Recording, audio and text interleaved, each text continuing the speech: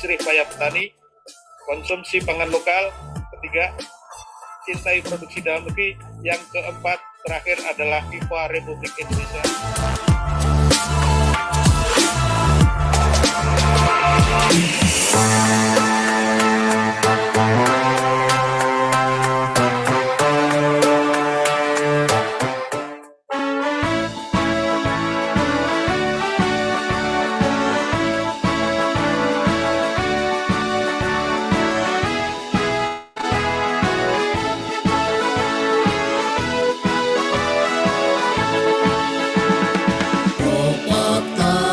Program pertanian membentuk kelompok jadi satu kawasan dengan tata kelola kelembagaan, budidaya pangan berkelanjutan. Propak Tani dengan teknologi membuat pupuk beli secara mandiri dengan menghemat biaya produksi, terapan inovasi hilirisasi. Propak Tani terus bertekad majukan petani. Bertani itu hebat, petani itu keren, pertanian maju mandiri modern. Propak Tani, kobarkan semangat untuk mengabdi. Hargai jerih payah petani Indonesia, konsumsi pangan di dalam negeri.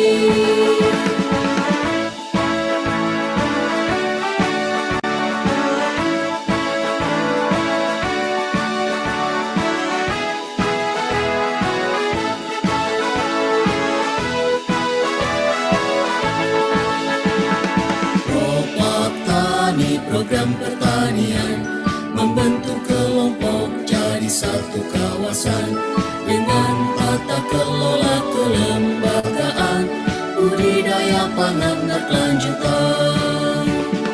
Propak Tani dengan teknologi membuat pupuk beli secara mandiri dengan menghemat biaya produksi, terapan inovasi hilirisasi.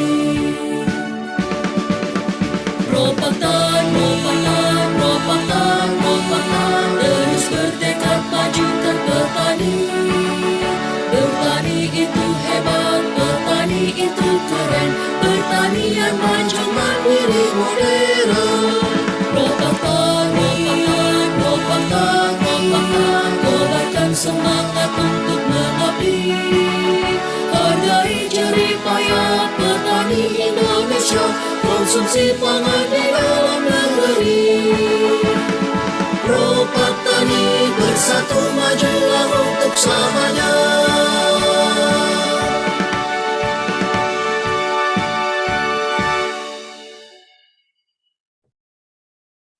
Assalamualaikum, selamat siang. Selamat bergabung di webinar Propak Tani. Kita live teknik pembuatan tempe industri rumah tangga. Tidak yang lagi yang akan dimoderatori oleh Ibu Rosita Anggra ini, dan layarnya kami persilahkan Ibu. Terima kasih tim Propak Tani yang telah memfasilitasi kita kembali di dalam webinar dengan tema teknik pembuatan tempe industri rumah tangga. Assalamualaikum warahmatullahi wabarakatuh. Salam sejahtera, Om Swastiastu, Namo Buddhaya. Salam kebajikan. Bapak Ibu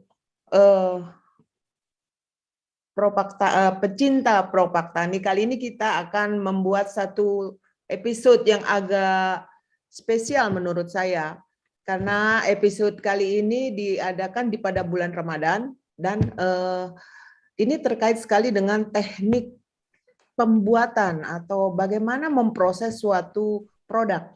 Nah, ini yang agak spesial, kita difasilitasi oleh tim Propak Tani dengan live yang berada di Bogor, lalu ada juga co-founder Indonesia Tempe Movement ini Ibu Wida yang berada juga di Bogor mungkin ya. Lalu ada saya yang berbeda lokasi dan kita tergabung semua di dalam satu webinar yang ditayangkan secara langsung, atau juga ada proses pembuatan tempe yang ditayangkan secara langsung nantinya. Ini suatu gerakan atau suatu perpaduan teknologi yang cukup canggih dan kita dilayani oleh tim Propaktani. Terima kasih kepada tim Propaktani yang telah bersusah payah untuk menjangkau seluruh komponen yang masuk ke dalam webinar kali ini. Baik, dari pembicara setelah hadir Ibu Insinyur Wida Wirnarno, MSI, sebagai co-founder Indonesia Tempe Movement. Nah, ini satu-satunya pembicara kita kali ini karena kita akan habiskan waktu kita nanti untuk melihat bagaimana cara memproses tempe. Mungkin Ibu Wida sudah hadir di dalam Propaktani kali ini. Halo, Ibu Wida? Sudah Ibu Baik. Rosita, selamat siang. Ibu, ini co-founder Indonesia Tempe Movement ini sangat spesial menurut saya karena baru sekali ini ada gerakan tempe, Bu.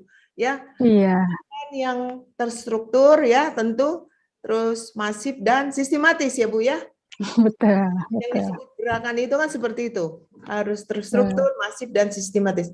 Bu, Ya, Ibu sekarang bergerak di bidang apa, Bu? sebetulnya tempe itu lebih kepada giving back kami karena co-foundernya ini background-nya sama di bidang pangan, bioteknologi pangan. Jadi apa ya yang bisa diberikan untuk Indonesia? Nah, jadi bentuknya itu adalah movement ini.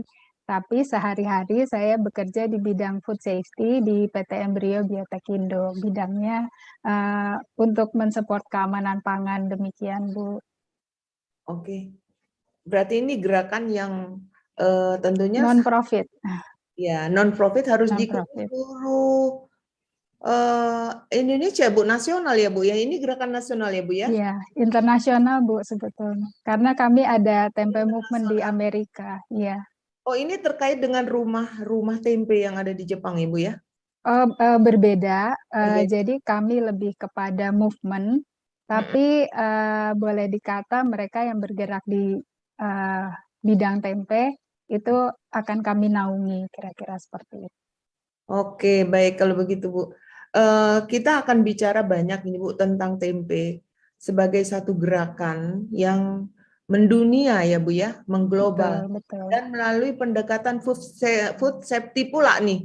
Ini Iya. agak kontradiksi dengan kenyataan yang ada di lapangan, Bu. Selama ini tempe itu seperti anak yatim piatu ya. Dia tidak ada yang membina gitu ya, Bu ya.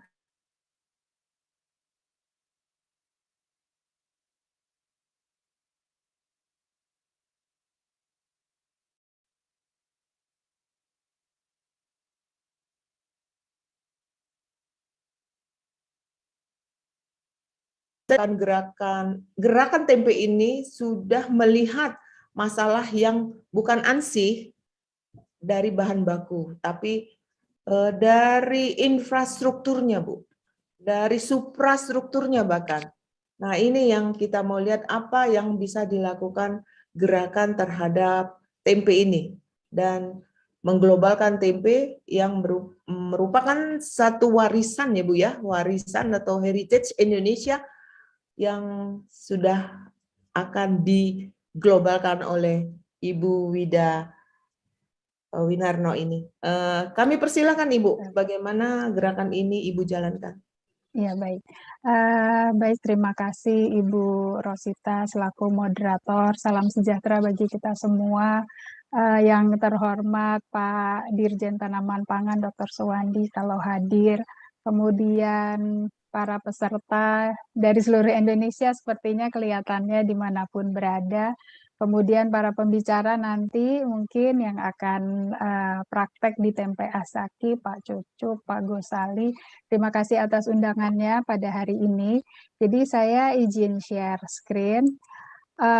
Ini memang jam mengantuk ya, tapi saya usahakan supaya ini penuh dengan gambar sehingga tidak akan mengantuk deh dalam 20-30 menit ke depan. Apakah sudah terlihat, Bu Rosita? Sudah Bu. Sudah ya. Ya, jadi perkenalkan sekali lagi, nama saya Wida Winarno. Saya co-founder dari Indonesian Tempe Movement.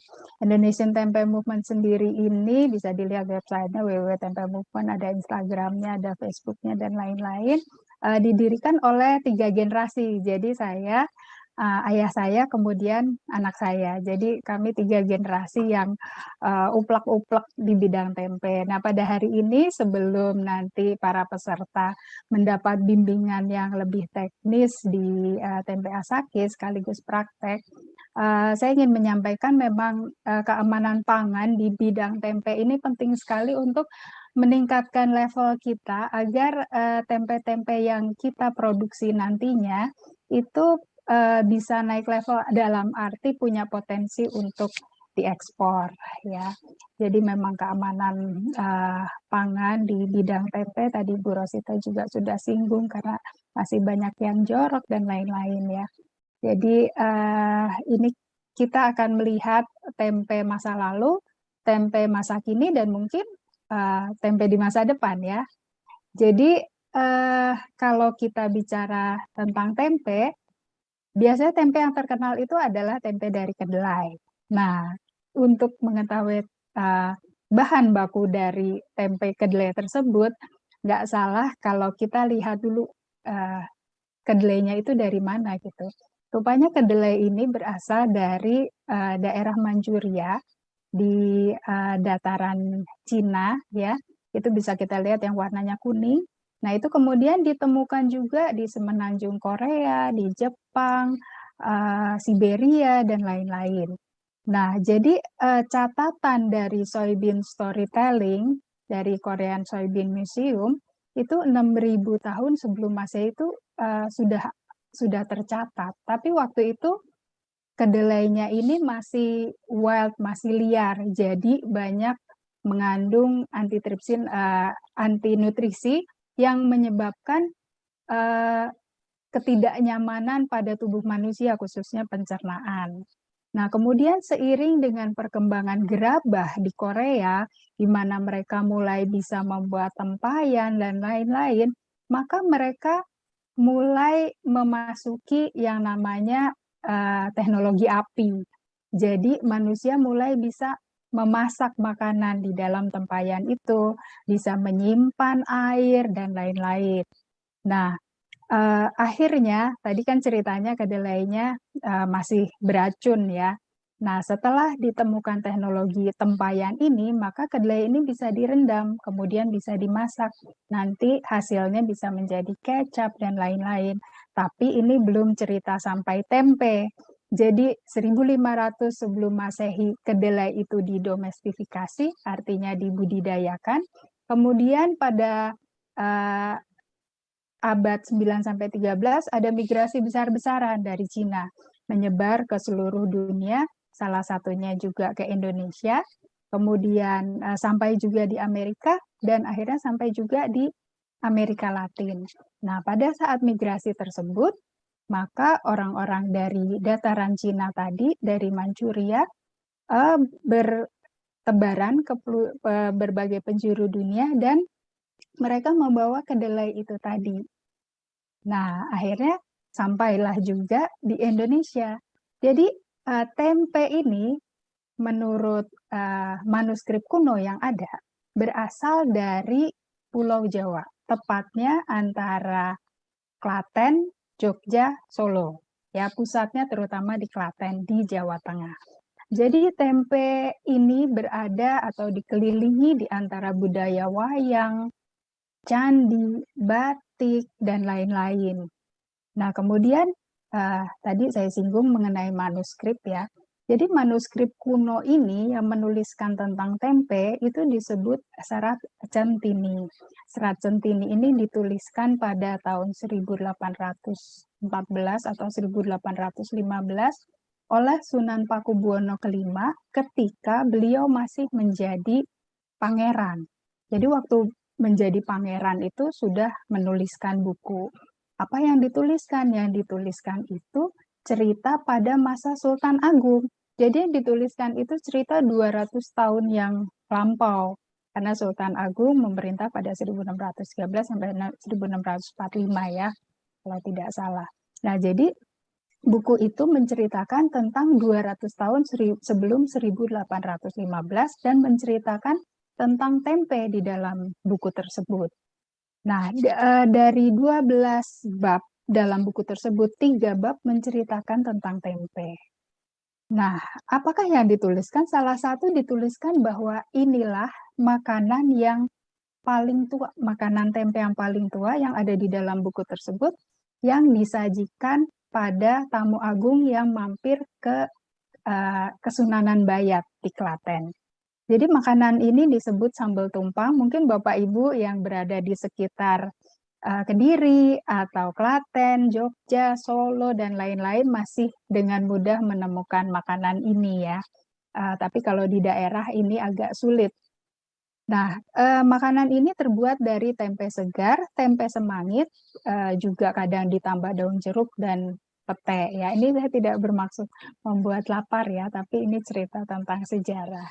Nah, kemudian kira-kira yang dilakukan Tempe Movement itu adalah kita mensaintifikasi apa yang sebetulnya milik bangsa Indonesia dan sudah kita temui selama ratusan tahun menjadi sesuatu yang untuk disampaikan ke dunia seperti apa gitu. Kebetulan bahasa sains itu bahasa yang paling mudah untuk dimengerti karena jelas ya, metodenya jelas, penamaannya jelas, dan lain-lain. Nah, salah satu yang disaintifikasi adalah bagaimana kacang-kacangan itu melalui proses fermentasi bisa menghasilkan sebuah makanan, tapi dengan nilai gizi yang dilipat gandakan dari bahan asalnya gitu. Dalam hal ini saya bicara tentang vitamin B12 dan protein, kandungan proteinnya. Jadi selain itu memang masih ada seperti mikronutriennya, seperti apa, antioksidan, antiinflamasi, anti pendarahan, dan lain-lain. Tapi yang menonjol adalah protein dan vitamin B12. Jadi ini adalah tabel, ini ada di dalam jurnal yang terbit tahun 2020, ini jurnal terbaru, kebetulan ditulis oleh keluarga Winarno.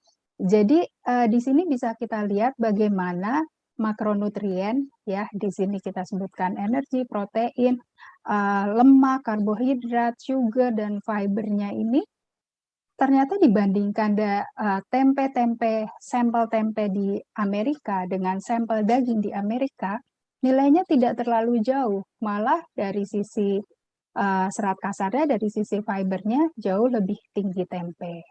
Kemudian kita lihat begitu juga dengan mikronutriennya, seimbang dengan daging ya. Nah, rupanya tempe itu tidak harus dibuat dari kedelai, maaf. Berbagai jenis kacang-kacangan itu bisa juga dibuat kedelai, dibuat tempe. Jadi ada kacang merah, kacang hitam, kacang hijau, ada jagung, bahkan beberapa kita juga bikin tempe dari mie instan ya. Mie instan pun bisa dibuat menjadi tempe loh. Nah, dengan berbagai jenis kacang-kacangan yang ada, rupanya menghasilkan health benefit atau manfaat bagi tubuh yang berbeda-beda. Jadi kalau kita buat dari kedelai itu misalnya tinggi vitamin B12-nya, kalau kita buat dari koro akan tinggi zat untuk pengendali tekanan darah, dan lain-lain ya. Tapi pada umumnya, proses fermentasi atau proses perubahan dari kacang kedelai ini menurunkan anti-nutritive factor atau anti-nutrisinya. Dan tempe-tempe Indonesia itu kaya akan vitamin B12. Jadi di luar negeri orang bisa bikin tempe gitu, tempenya juga jadi, tapi belum tentu mengandung vitamin B12. Nah, jadi vitamin B12 itu rupanya dihasilkan oleh bakteri persisnya, bakteri yang menumpang hidup pada ragi, jadi bersama-sama hidup dengan ragi kemudian menghasilkan vitamin B12. Jadi di luar negeri misalnya kita buatnya di lab terlalu steril, maka vitamin B12-nya justru nggak muncul gitu. Jadi itu salah satu kelebihan tempe-tempe Indonesia karena mereka mengandung vitamin B12. Nah, ternyata proses pembuatan tempe ini juga ramah lingkungan. Jadi kalau kita lihat saja batang dari tabel ini yang paling kiri, itu ternyata untuk menghasilkan protein dibandingkan dengan hewan, itu 4 kali lebih efisien dalam menghasilkan protein. Kita lihat juga ini data pendukung juga bagaimana CO2 yang ditinggalkan atau carbon footprint yang ditinggalkan ini lebih sedikit sehingga protein yang dihasilkan 22 kali lebih tinggi. Ya. Dan salah satu yang diajarkan Tempe Movement adalah bahwa sebisa-bisanya gitu kita mengurangi sampah plastik ya. Jadi mari kita coba membuat tempe dengan berbagai jenis daun-daunan. Jadi kita mengkurasi ada bermacam-macam, rupanya di Indonesia ini membungkus makanan dengan daun ini luar biasa banyaknya ya. Dan kita coba kumpulkan dan kita coba untuk membungkus tempe, ternyata semua daun-daun ini asalkan tidak beracun bisa untuk membungkus tempe. Nah, jadi akhirnya Tempe Movement sendiri membuat satu metode pembuatan tempe, mungkin akan berbeda dengan tempe Asaki. Tapi karena kami movement, jadi kami lebih memikirkan karena membuat tempe itu menggunakan banyak air. Jadi yang kami pikirkan kalau misalnya nanti suatu saat air di Indonesia habis gitu ya, air bersihnya itu kurang, terus bagaimana ya nasib tempe Indonesia gitu. Akhirnya kami menciptakan satu aktivator untuk proses perendaman di awal, kita sebutnya palape. Nah, dengan proses itu kita bisa memotong cara pembuatan tempe lebih cepat, kemudian limbah yang dibuang ke alam juga lebih sedikit, bahan baku yang digunakan juga lebih sedikit gitu, bahan bakar yang digunakan lebih sedikit. Nah, jadi dengan cara membuat tempe seperti ini, kita banyak melatih membuat tempe di desa-desa dan lain-lain untuk empowering ya, untuk memberdayakan masyarakat, memberdayakan wanita dan lain-lain. Kemudian tempe ini juga rupanya orang di luar negeri banyak yang sayang dengan tempe Indonesia, jadi mereka membantu mempromosikan tempe Indonesia. Tempe sendiri bisa dibuat macam-macam, bentuknya bisa kita kreasikan. Bahan bakunya bisa kita kreasikan, bahan yang ditambahkan pun bisa kita kreasikan. Contohnya ini saya masukkan kembang telang ke dalamnya dan ternyata rupanya kembang telangnya masih segar karena proses fermentasi kan setelah dia mengalami demam terus dia turun lagi suhunya dan itu rupanya karena berembun jadi malah membuat bunganya jadi segar. Ini kalau kita lihat lebih seru yang di sebelah kiri ini saya buat tempe dan saya masukkan bougainville yang biasa kita temui di jalan itu dicuci, masukin ke dalam tempe dan rupanya jadi seperti itu. Nah, yang di kanan ini saya buat tempe tapi dicetak dengan bentuk ikan koi dan waktu membuat saya tambahkan spirulina sehingga warnanya jadi kehijauan gitu ya, semu hijau. Nah, tempe akhirnya dalam perkembangannya ini juga disajikan di hotel-hotel bintang 5 dan di restoran-restoran yang per orangnya menyentuh hampir 1 juta rupiah nilainya dan makanan yang disajikan mulai dari makanan pembuka, appetizer sampai dessertnya itu semuanya dari tempe gitu. Jadi sekarang itu tempe naik kelas gitu. Masyarakat melihat sebagai tempe itu sesuatu yang keren ya gitu. Di sini ada gambar gelato dari tempe, ada pastry, kue, puding dan lain-lain dari tempe juga. Nah, jadi tempe juga tidak menutup berbagai peluang untuk inovasi. Ini yang dikembangkan Tempe Movement ya, ada mie dari tempe, kemudian ada masker untuk muka, itu enak sekali untuk kulit. Dan kita juga masih explore juga cara pembungkus tempe. Rupanya zaman dulu itu kalau ada kenduri, masyarakat membuat tempe tapi dikemasnya dalam gedebok pisang. Jadi kita coba bikin pakai gedebok pisang gitu dan ternyata memang jadi ya gitu bisa bikin dari bungkus gedebok pisang. Nah, ini gambar-gambar bagaimana anak-anak kelas 6 di Belanda juga belajar membuat tempe. Kemudian tempe juga muncul di berbagai acara internasional, ini salah satunya di Korea. Kemudian dalam perjalanan saya mempromosikan tempe, akhirnya saya ketemu dengan berbagai bangsa di berbagai negara, dan saya merasa sambutan yang hangat untuk tempe, jadi rupanya di luar negeri tempe sangat diapresiasi. Nah, ini kalau kita lihat, ini saya menyebutnya kalau misalnya satu saat tempe jadi semacam keseruan secara global ya. Jadi ini sudah melintasi, sudah kita seolah-olah bicara sudah bukan makanan lagi karena ini sesuatu yang sangat seru bisa kita lihat. Jadi yang di sebelah kiri ini semua dari luar negeri ya. Jadi yang di sebelah kiri ini bagaimana tempe dicampur dengan berbagai jenis ubi. Jadi kita juga ada kan di sini ya, ada ubi ungu, ada ubi putih, ada ubi kuning dan lain-lain. Nah, itu bisa dicampurkan ke dalam tempe. Nah, kemudian ada juga tempe yang dicampur dengan biji-bijian, ada chia seed, ada wijen dan lain-lain, kemudian diberi pewarna makanan alami. Nah, ini ada tempe yang dicetak bentuknya seperti otak ini ya, otak manusia, dan bahkan ada yang mentato tubuhnya dengan gambar tempe. Nah, jadi ini sesuatu yang seru. Dan bicara tempe tidak sekedar makanan, jadi kalau kita misalnya klik Google gitu kan, ada Google ya, Google Translate, Google Gmail dan lain-lain. Nah, ada satu namanya Google Art and Culture. Nah, tempe sudah masuk juga di situ dengan gambar-gambar cantik dan lain-lain. Jadi di Google pun tempe sudah dikenal gitu. Dan sebetulnya sekarang ini masa yang penting karena tempe Indonesia khususnya, atau Indonesia menjadi poros dari gerakan-gerakan tempe yang ada di seluruh dunia. Itu sebuah energi positif yang bisa dirasakannya. Jadi gini misalnya waktu itu saya bikin tempe dari bunga gitu. Nanti beberapa para pembuat tempe di seluruh dunia itu juga muncul membuat berbagai tempe dari bunga dengan bunga-bunga yang ada di negaranya gitu.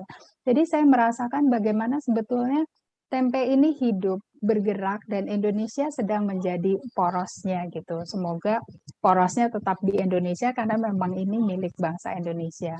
Dan kalau kita lihat kenapa sampai bisa Indonesia menjadi porosnya, rupanya ada satu gerakan anak muda di Eropa, Amerika, Australia, dan lain-lain. Mereka yang karena kepeduliannya pada lingkungan, maka memilih untuk mengkonsumsi makanan-makanan yang berbasis tanaman atau plant-based food gitu. Jadi mereka lebih memilih makanan-makanan yang berbasis tanaman. Nah, jadi kalau kita lihat bagaimana penjualan atau proyeksi penjualan produk-produk plant-based itu sampai 2030 itu akan terus meningkat. Dan brand-brand internasional yang besar-besar, mereka juga sekarang menyediakan makanan-makanan yang berbasis tanaman. Jadi ini bisa kita lihat Disney menyediakan KFC, McDonald, dan masih banyak merek-merek lain ya. Nah, jadi kita lihat tempe mendunia. Di sebelah kanan ini kita lihat di Indonesia sendiri, di situ tercatat 81.000 koperasi pengrajin tahu tempe. Tapi pembuatnya sendiri sebetulnya lebih dari 100.000. Itu baru dari kedelai ke tempe. Belum dari tempe jadi misalnya tempe chips atau tempe keripik tempe atau coklat tempe atau masker tempe, mie tempe, dan lain-lain. Jadi jumlahnya banyak. dan tempe-tempe yang dibuat itu tetap terserap pasar karena memang Indonesia rasanya kalau belum makan tempe belum afdol gitu ya. Jadi memang tempe digemari dan itu pun salut ya kepada tempe Asaki yang sudah ekspor beberapa batch dan penelitian-penelitian di seputaran tempe ini masih terus berlangsung gitu. Jadi ini mungkin slide saya terakhir. Jadi bahan-bahan yang saya presentasikan pada hari ini saya ambil dari buku-buku ini. Memang buku-buku ini dituliskan oleh keluarga Winarno. Dan demikian Bu Rosita, saya kembalikan kepada Bu Rosita. Jika ada pertanyaan, silahkan disampaikan. Terima kasih. Baik, terima kasih Bu Wida. Ini sangat inspiratif sekali ya. Kalau menurut saya, tayangan Ibu begitu jauh jangkauan pikir gerakan ini dan dan langkah-langkah yang sudah ditempuh gitu. Saya tidak menyangka kalau sudah sedemikian banyak yang Ibu lakukan untuk sekedar hanya memperkenalkan tempe. Ya, tempe sebagai edukasi Ibu lakukan juga. Lalu tempe itu bagaimana penyelamatan lingkungan dari proses pembuatannya Ibu sudah pikirkan juga kan gitu. Jadi banyak sekali ya gerakan ini sudah memberi sentuhan kepada tempe untuk yang akan datang di masa yang akan datang karena sudah terfikirkan bagaimana kalau seandainya satu saat Indonesia kekurangan air ya Bu ya. Saya Iya. pikir begitu karena baru-baru ini Pak Presiden juga sudah menunjuk untuk tata kelola SDA air itu diseriuskan gitu ya dalam satu. Nah, saya pikir nanti akan ada pajak untuk air mungkin ya. Saya nggak tahu juga dan kita harus hati-hati nih. Jangan sampai nanti terjadi kenaikan harga dan orang juga, aduh makan tempe sama makan daging sama aja gitu. Nah, ya, Ibu nanti harus berikan tekanan-tekanan lagi Bu kepada para penggiat atau perajin tempe yang ada di dalam gerakan ini. Saya juga mau bertanya nih Bu, silakan bertanya, kenapa disebut tempe ya Bu? Apa nggak ada nama lain? Jadi tempe itu sebetulnya kata asal awalnya itu beberapa literatur mengatakan asalnya dari tumpi. Tumpi itu artinya putih. Nah, jadi ya tumpi. Nah, kemudian mungkin terjadi penyesuaian bahasa dan lain-lain. Akhirnya jadi tempe. Gitu. Jadi yang terpenting di dalam sistem proses yang Ibu paparkan tadi adalah bahwa tidak perlu bersih ternyata tempe ya Bu. Nah, itu beda antara bersih dengan bersih. Maksudnya gini, jadi ternyata bersih dengan bersih, iya. Jadi tempe itu dibuat dengan air kali itu jadi loh, gitu. Tapi kan kita ingin maju kan, kita ingin dunia ini berkembang. Kemudian air kalinya pun yang tercemar udah tidak seperti dulu lagi. Dulu jernih, sekarang kotor gitu. Jadi apakah kita untuk kita sendiri kita ingin mengkonsumsi seperti itu. Kemudian kalau kita bicara food safety, tentu saja buyer menetapkan persyaratan yang berbeda, standar keamanan berbeda, sertifikasi keamanan pangan berbeda. Nah, jadi Indonesia ini dimanjakan oleh Tuhan Yang Maha Esa bahwa temperatur kita sangat cocok untuk membuat air, kemudian udara di sekeliling kita, ini mikroorganisme yang berterbangan di udara ramah jika kita membuat tempe dan lain-lain. Belum lagi biasanya nih Bu, kalau saya ngajarin orang asing, justru saya ajarin pakai pakai bare hand, namanya apa? Jadi nggak pakai sarung tangan. Iya, karena saya bilang artisan-artisan tempe di Indonesia itu tempenya kenapa rasanya beda-beda? karena ada sentuhan tangan di situ. Mikroorganisme di tangan menempellah dengan ragi-ragi itu, kemudian mengeluarkan flavor yang berbeda gitu. Jadi mungkin keringatnya orang Indonesia juga memberi sentuhan tersendiri kepada tempe-tempe Indonesia. Demikian, Bu. Ya. Baik, Bu Wida, ini banyak peserta-peserta ya, sudah hampir 200 orang ini yang hadir di sini. Mungkin Bapak Ibu ada yang mau ditanyakan kepada Ibu Wida nih terkait gerakan beliau untuk tempe di masa yang akan datang dan sekarang dan di masa yang akan datang. Mungkin juga Bapak Ibu tertarik nih, Bu Wida, bagaimana caranya supaya saya ikut gerakan Ibu misalnya.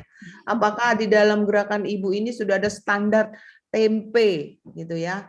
Kalau saya lihat kan macam-macam ini Bu, cara processing tempe di setiap provinsi, di setiap kabupaten dan desa sampai ke pelaku usaha beda-beda Bu ya.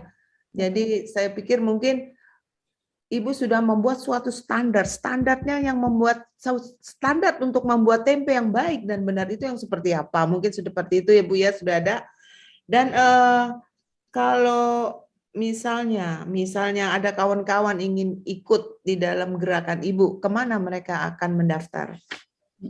Jadi memang kami ibaratnya kalau misalnya ada istana pasir, kemudian anak datang mau bikin bentuk istana atau kolam pasir ya, bikin istana silahkan, mau bikin bentuk ember-emberan silahkan dan lain-lain. Jadi kita wadah yang terbuka bagi siapa saja.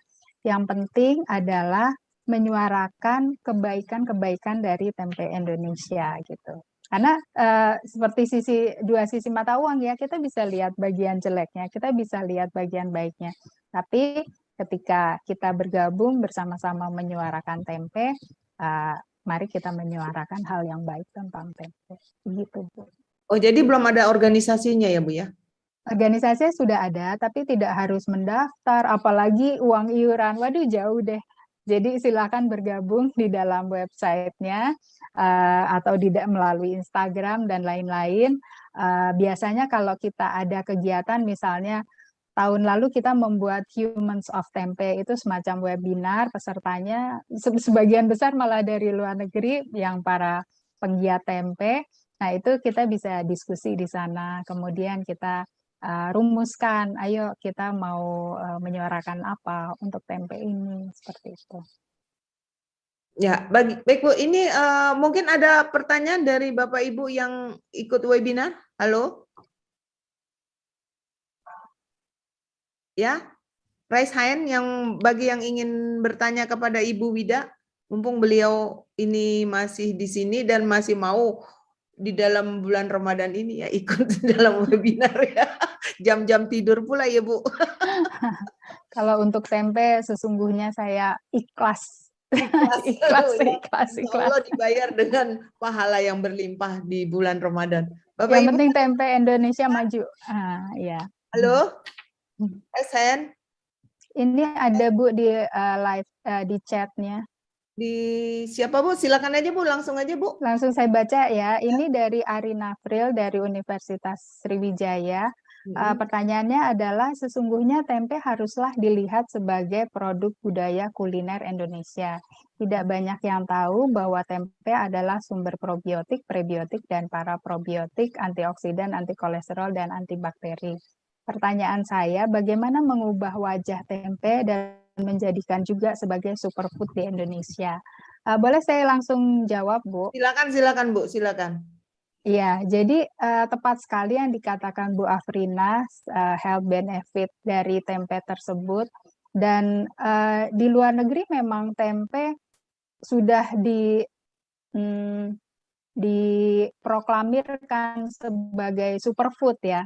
Tapi di Indonesia memang belum disebut sebagai superfood dan saya sangat memahami hal ini. Ketika kita punya sesuatu banyak berlimpah harganya murah, kita seperti gampang carinya gitu. Tapi ketika kita punya sesuatu yang sedikit dapatnya susah dan lain-lain, itu kita cenderung lebih lebih menghargainya ya gitu. Jadi inilah bagian dari jadi PR saya masih banyak dan mungkin saya juga berterima kasih Ibu Rosita dengan caranya juga Ibu ikut mempromosikan tempe ini hari ini. Jadi Bu Afrina juga mungkin dari kampus bisa juga menceritakan bagaimana sebetulnya tempe itu baik sehingga kita sama-sama menyatukan seluruh energi ini untuk menjadikan tempe lebih baik image-nya di negeri kita sendiri. Demikian. Bu, sebenarnya gerakan Ibu ini tujuan akhirnya apa, Bu, untuk tempe? Tujuan akhirnya sebetulnya tuh kita ingin mempromosikan Indonesia, tapi melalui makanan. Oh, Jadi promosi ya. betul. Jadi setiap saya presentasi itu saya selalu memang melekatkan dengan ciri khas Indonesia. Misalnya saya selalu pakai kebaya, selalu ada presentasi berlatar belakang batik, selalu ada alam Indonesia dan lain-lain. Jadi memang sebetulnya untuk mempromosikan Indonesia melalui makanan, yaitu tempe. Gitu. Baik, ini ada Bu pertanyaan dari Ibu Febrian ya. Izin bertanya Ibu Wida, sepengalaman Ibu untuk tempe dari kacang-kacangan non kedelai, prospeknya bagaimana? Rasa dan pangsa pasarnya di Indonesia atau luar negeri bagaimana? Silakan Bu. Baik, baik, terima kasih. Terima kasih. Ini Mas, Pak, Mbak atau Bu ya? Ibu Mbak Febrian, ya. namanya maskulin tapi agak kewanita juga nih, nggak tahu nih saya. Iya, jadi siapapun, terima kasih atas pertanyaan. Jadi secara pribadi saya itu memang hobi bikin tempe. Jadi kalau saya membuat tempe itu saya menemukan kedamaian gitu. Jadi kalau lagi kesel-kesel, pusing-pusing gitu bikin tempe karena tempe perlu ketekunan gitu. Nah, jadi karena saya hobi membuat tempe, jadi saya mencoba berbagai jenis kacang-kacangan untuk membuat tempe gitu. Nah, macam-macam bisa, tapi kembali lagi tergantung selera. Jadi kalau misalnya di daerah Selawi itu konon masyarakat lebih suka tempe dari kacang koro daripada kedelai. Nah, kemudian di Jepara itu tempe dari Melandingan katanya lebih terkenal daripada tempe dari kedelai.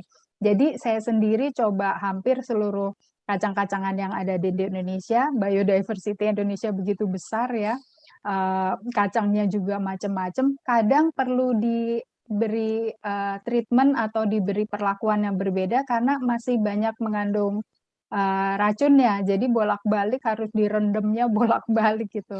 Tapi seru, bahkan pete pun, pete yang buat sambal goreng pete itu, saya bikin tempe juga dan jadi juga gitu.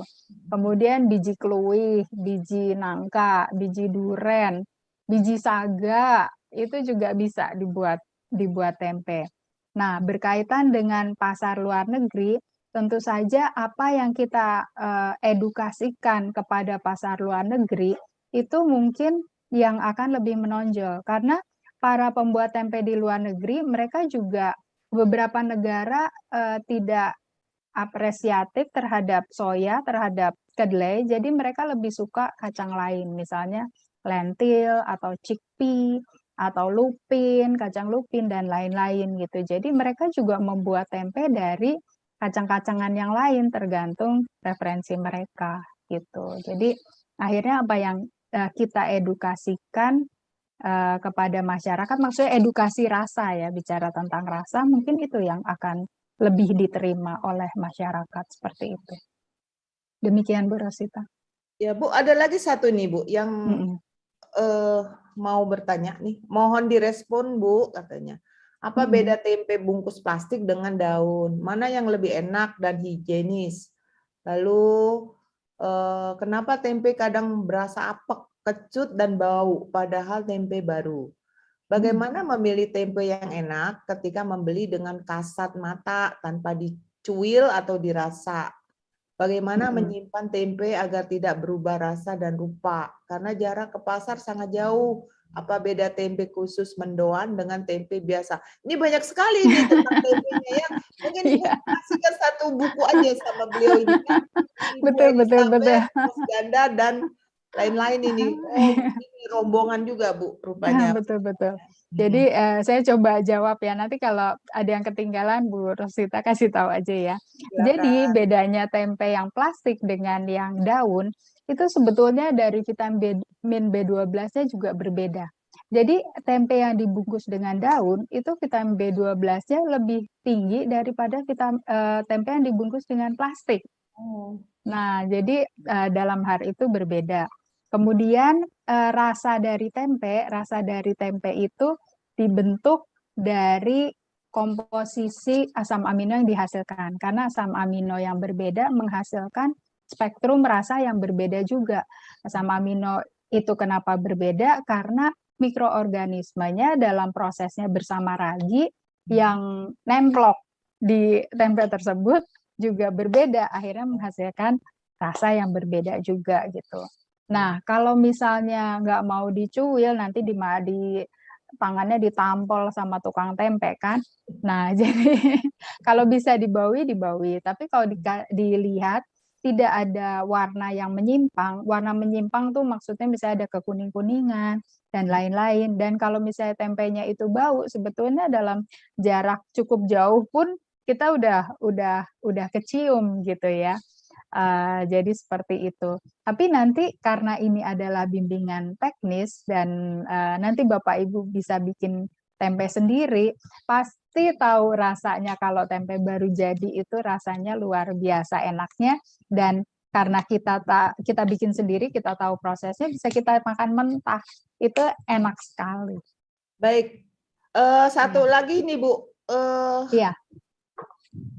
Apa namanya, plastik apa yang bisa digunakan untuk tempe? Nah, ya plastik itu kan biasanya ada ditentukan selain dari bentuknya, terus kemudian jenis plastik kemasan khusus untuk makanan, kemudian pori-pori dari plastik tersebut kan macam-macam ya. Jadi konsepnya kalau membuat tempe itu kita harus membiarkan ragi itu terpapar dengan oksigen. Dengan kata lain, ragi itu seperti kita juga manusia. Jadi dia butuh oksigen, dia nggak suka disekep gitu. Nah, jadi untuk itu apapun bahan plastik yang digunakan itu kita beri lubang-lubang supaya bisa bernafas seperti itu.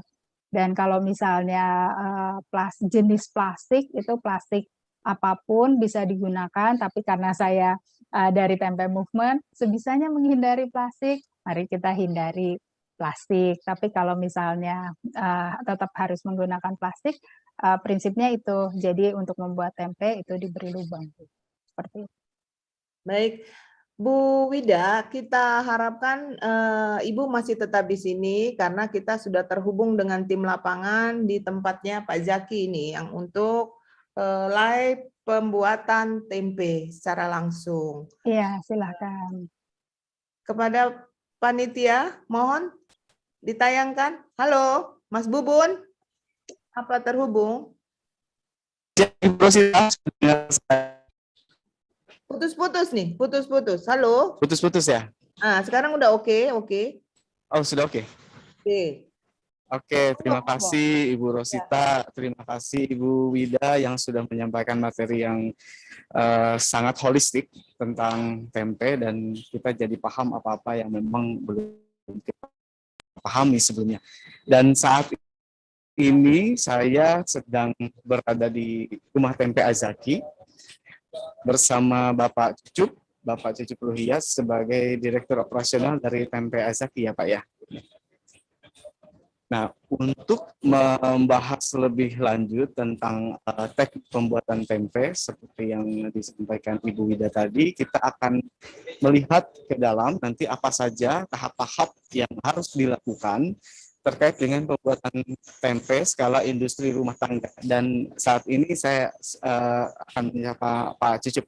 Bagaimana Pak Cucup, kabarnya sudah siap ya untuk melakukan live ya Pak? Baik, Assalamualaikum warahmatullahi wabarakatuh. Selamat siang, salam sejahtera untuk semua. Alhamdulillah Pak, baik. Iya. Pak Cucup, kita akan mulai tahapannya dari sejak bahan baku masuk untuk kemudian nanti diproses sampai menjadi tempe yang siap diekspor dari Rumah Tempe Aryzaki ya. Ya, ya. Oke, pertama kita ke tempat bahan baku mungkin Pak ya. Ya, jadi ini memang proses awal di Rumah Tempe Aryzaki ini adalah proses sortasi ya. Sortasi kacang untuk memisahkan sampah-sampah ataupun kacang-kacang yang kualitasnya tidak bagus, sehingga nanti diharapkan hasil dari sortasi ini yang diproses menjadi tempe adalah yang benar-benar kualitas kedelainya ini masih baik, seperti itu. Yang di sini dilakukan sortasi dan ini bisa dilihat ini hasil sortir. Di sini terlihat kacang-kacang yang kurang bagus, kadang-kadang juga ada temuan ranting ataupun kerikil-kerikil ya di sini. Seperti itu. Berarti tidak hanya untuk dimensi, tapi juga untuk kotoran-kotoran Kebersihan yang ada ya. itu agak hilang ya, Ya, Pak ya. ya betul.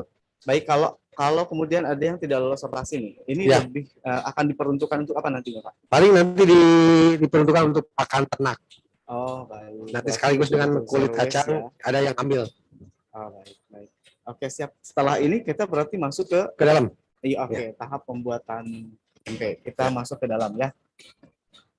Oh ya, ini tadi kami sebelum masuk site produksi kita harus memakai jas yang higienis, kemudian memakai tutup kepala, juga memakai sarung tangan sebagai SOP dari penerapan good manufacturing practices pada Rumah Tempe Aryzaki. Terima kasih. Ayo. Ya.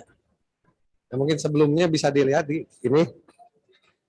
Jadi kita Rumah Tempe Aryzaki ini sudah tersertifikasi. Di sini ada HACCP, ada halal, dan juga ada MD BPOM. Jadi fasilitas kita sudah tersertifikasi. Mari kita lanjutkan masuk. Oke, kita menggunakan alas kaki. Ya, Pak Cucup, silakan di. Mungkin dari awal di belakang, Pak. Karena ini proses akhir. Misi Om.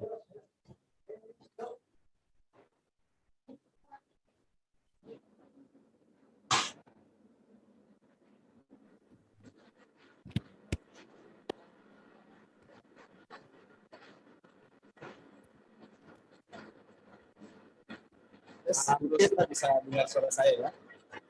Saya jelaskan dulu. Jadi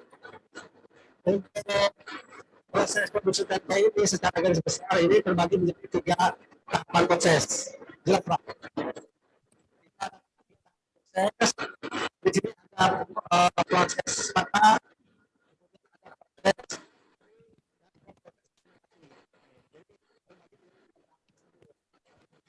Baku masuk berarti kita akan setelah tadi proses persiapan sortasi kacang yang ini di sini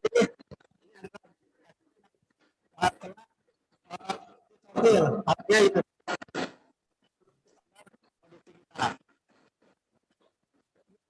awalnya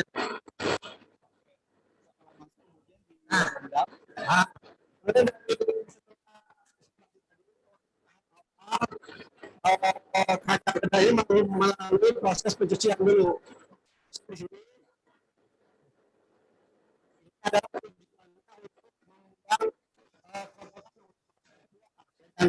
menghilangkan debu-debu dan masih ada yang lolos di sana kacang yang kualitas mengambang ya.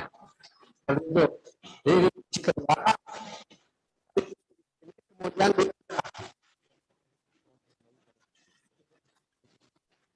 ini adalah direndam.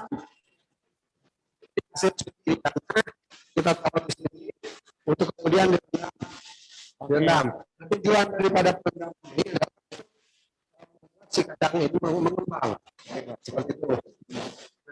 Proses berikutnya setelah direndam, aku tahap perebusan. Nah, maksudnya ini ini direbus berapa lama? 1 jam sampai 1 jam setengah. 1 jam setengah, baik. Sini direbus. Setelah direbus, kemudian masuk ke tahap berikutnya adalah ini untuk kulit.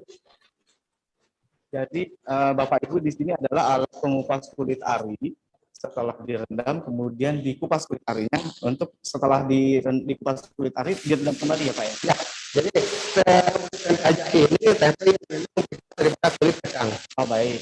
Jadi dibuang di sini mesinnya otomatis terpisah kulitnya dan kacang. Setelah hasil dari penggilingan ini kemudian masuk lagi ke sini untuk direndam kembali, rendam kedua. Di sini untuk yang kedua kali ya. Kedua kali ini durasinya berapa lama Pak? Sampai 18 jam atau semalam ya. 18 jam berarti fungsinya untuk selain mengembangkan kedelai, Proses pengasaman. Baik, Sebagai ada 2 kali perendaman. memaksimalkan nanti pada saat proses fermentasi. Oh baik. Baik. Setelah dari perendaman ini lalu berlanjut ke tahap Cuci kedua. oke, Cuci lagi. dicuci di bak ya. Ya. Dicuci lagi. Setelah dicuci, kemudian proses pencuciannya. Ini proses pencucian akhir.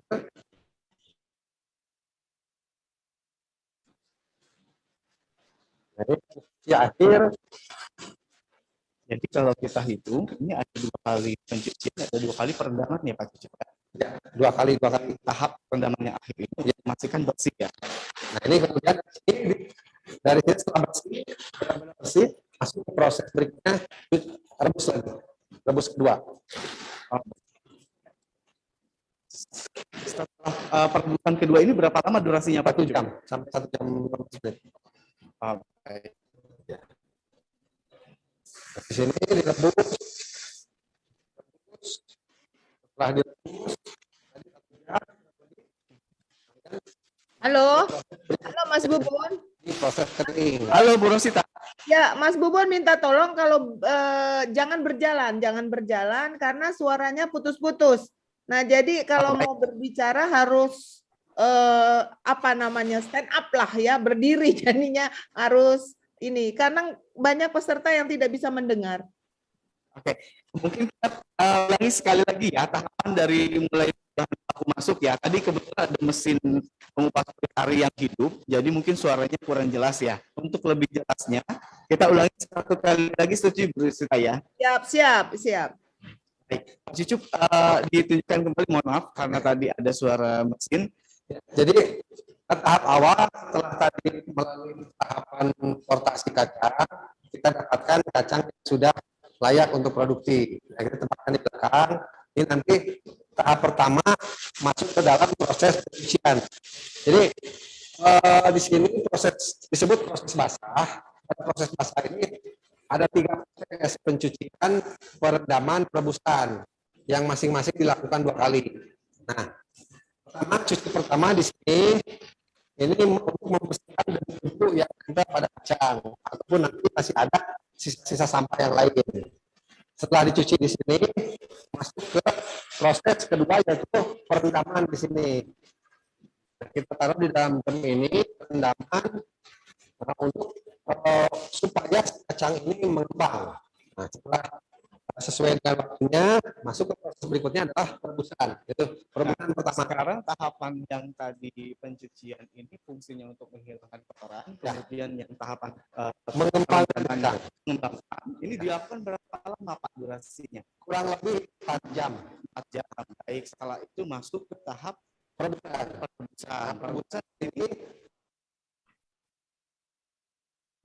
catatan di sini adalah tentu saja lama waktu proses atau penanganannya dikembalikan lagi kepada jenis kacang.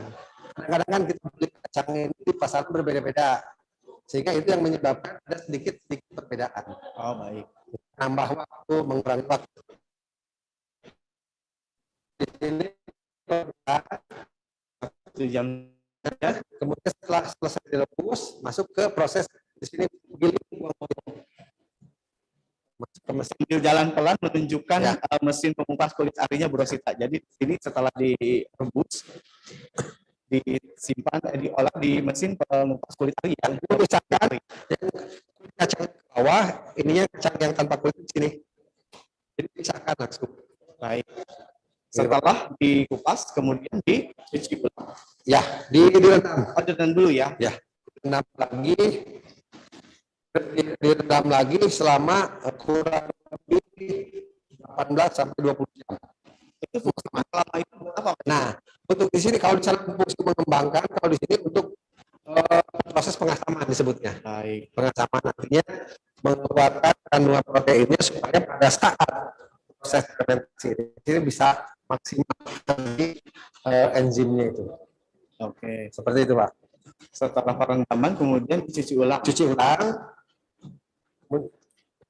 Jadi petugas juga menggunakan sarung tangan ya Pak? Ya, sesuai dengan prinsipnya. KPD kita jalankan. Ini cuci yang terakhir. Oke, dengan APD yang lengkap. Seperti ini. Benar-benar bersih. Nah, airnya dibuang. Setelah itu tuangkan. Ini tersisa kacangnya.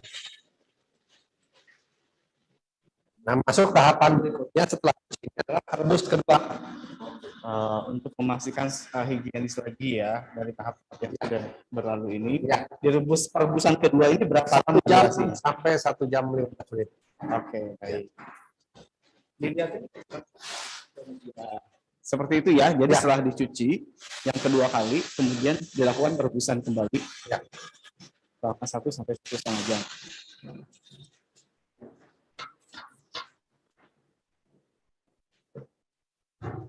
Ada perbandingan nggak Pak Cicip ketika perebusan ini berapa persen air dengan berapa persen kedelai? 80 sih.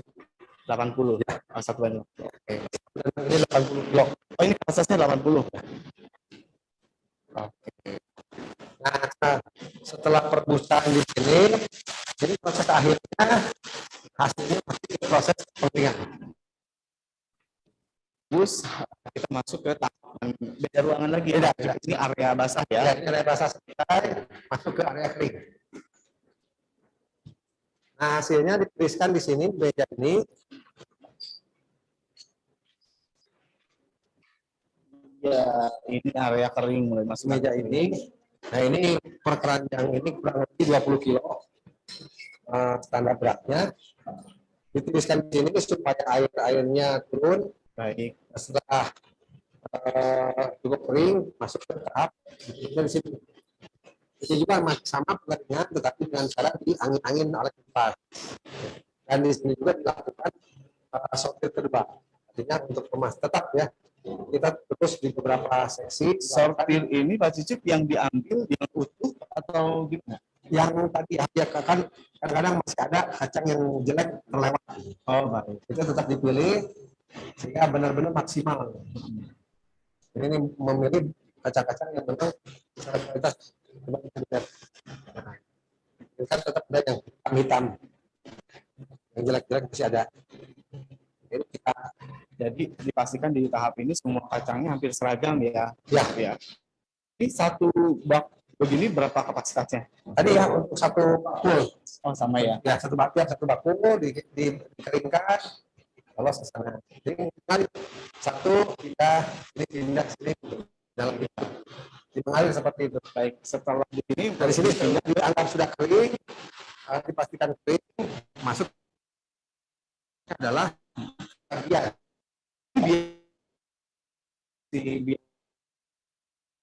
sambil sortir itu di 10 menit. 10 menit ya, Ya. dengan kipas tadi Ya, ya. ya. Nah, sambil angin-angin. Dan Nah, di sini proses berikutnya ini adalah proses peragian. lanjut ke Peragian. peragian. Ya. 20 kurang lebih 8 sampai 10 gram. Diaduk-aduk Proses aduk ini berapa lama Pak? sampai rata sih. Sampai rata Ya. Ya, terlalu lama sampai rata. Nah, perbandingan antara ragi dengan kacangnya 0,05% lagi. 0,05% ya. Jadi kan tadi 20 kilo berarti 8 sampai 10 gram Untuk kapasitas 20 kilo kacang Ya. itu sekitar 8 sampai 10 gram. sampai 10 gram ragi yang dicampurkan ya. Ya. Nah, di sini setelah diraki dan diaduk-aduk rata, dan dimasukkan ke plastik pengemasan. Sampai sini tahap berikutnya adalah penimbangan. Artinya karena kita ada standar berat yang harus sudah ditentukan untuk mengejar itu, kita satu persatu ditetapkan. Berapa standarnya kalau untuk kemasan yang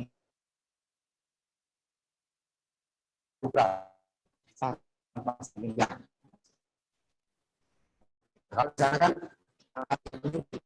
ya nanti di sini sampai diseragamkan alat beratnya di sini ya. sehingga volumenya benar-benar pas. Oke, lanjut ke tahap Tahap berikutnya. berikutnya adalah sealer ya. Pencetakan dan proses sealer. Nah, ini prosesnya di sini. Jadi, yang tadi dari sana ditaruh di sini. Iya, ini adalah tahap pengemasan ya Pak Cucut ya. Ya. Kemudian ini sudah sealer kedua ya. Sealer pertama ini sudah selesai. Nah, jadi yang dari sana itu kemudian seperti ini, di sealer seperti ini. Jadi, Pak, ini sudah di sealer. Ya, tadi kan di sana belum, di sini masih sealer. Kemudian ini sealer kedua ya. Sealer pertama sudah selesai. Setelah di sealer kemudian dicetak supaya bentuknya bagus, Bentuknya rata semua ya. ya. Jadi ada 2 kemasan plastik kalau saya lihat di sini ya Pak Cucut Ya, ya. ya. Yang satu yang tanpa merek, Ya. yang satu dengan merek. Ya. Jadi ini memang standar yang sudah disepakati dengan customer. Oh, karena permintaan Karena pasar ekspornya. Ya, kita sedang produksi untuk ekspor. Jadi memang untuk ekspor ini double plastik. Plastik pertama polos, plastik kedua sudah ada merek. Tapi ada juga yang dipasarkan untuk lokal ya. Oh, ada. Brandnya Ajaki. Kalau untuk ekspor kan merek ini Arumnya. Ini untuk ekspor. Baik, bisa dilihat ya Bapak Ibu ya. 2 kali plastik yang di. Baik, setelah ini pengemasan berikutnya untuk ekspor dalam bentuk apa nih Pak Cucut? Kalau tadi setelah dicetak, kemudian ditaruh di rak ini untuk fermentasinya. Oh iya, betul, fermentasi ya. Jadi seperti ini nih, kayak ini. Nah, ini ditaruh. Ini untuk didiamkan supaya proses fermentasinya berjalan. Seperti tadi yang Bu Wida sampaikan, ini dibolong-bolongin juga ya Ya, plastiknya di sini plastiknya udah bolong. Oke. Untuk udaranya. Oke, proses fermentasi ini berapa lama? 40 jam. 40 jam ya. Jadi ini didiamkan di sini selama 40 jam. Nanti setelah jadinya seperti ini. Ini yang hari pertama, ini masih belum sempurna ini, karena belum 40 jam. Itu baru hari pertama. Nah, ini yang sudah jadi ini. Ini udah full. Oh iya. Jamurnya beda putihnya. Tuh, kan? Kalau ini masih coklat, ini udah putih. Belum ya. Belum. Ini tahap dari setelah fermentasi ke sini berapa lama Pak? Tadi 40 jam. 40 jam itu udah sampai seperti ini ya? Ya. Oke, siap. Pastikan seperti ini. Nah, setelah jadi ini baru tadi masuk ke sini kemas kedua. Oh, kemas kedua itu tadi berarti harus dari sana fermentasi dulu, Ya. dicetak kemudian fermentasi, Ya. baru kemas kedua ya. Nah, jadi tempenya sudah jadi. Baik. Kemas kedua. Nah, setelah kemas kedua baru dimasukkan ke dalam keranjang-keranjang. Ya, untuk ini dikirim. Oke, dikirim. Sebenarnya di sini ada perbedaan karena ini untuk ekspor, jadi ada tahapan selanjutnya yaitu pembekuan. Ya. Kemudian pembekuannya kita di luar. Nah, kalau untuk pasar lokal sebenarnya sampai sini udah selesai. Sampai sini udah selesai. Jadi konsumsi rumah tangga seperti ini ya. Ya, udah selesai ini. Ini tinggal masuk ke pasaran penjualan. Ini tempe-tempe yang sering kita temui. Ya, kalau di lokal seperti ini udah jadi. Tapi karena ini untuk ekspor, makanya kita lanjutkan tahap selanjutnya adalah pembekuan. Nah, ini kita kirimkan setiap hari ke tempat pembekuan. Nah, berarti tentu selama proses transportasi juga menggunakan cold storage ya. Ya, Sampai ke tempat pembekuan. ya. Jadi mobil yang digunakan mobil berpendingin untuk menjaga suhunya bisa stabil. Mungkin dalam proses ekspor itu nanti ada pengemasan yang disatukan ya Pak Cucu. Oh ya, jadi nanti di tempat cold storage pengemasan akhirnya masuk dalam karton box. Jadi setelah beku masuk ke dalam karton box. Baik, seperti itu. Baik. Oke, Bapak Ibu.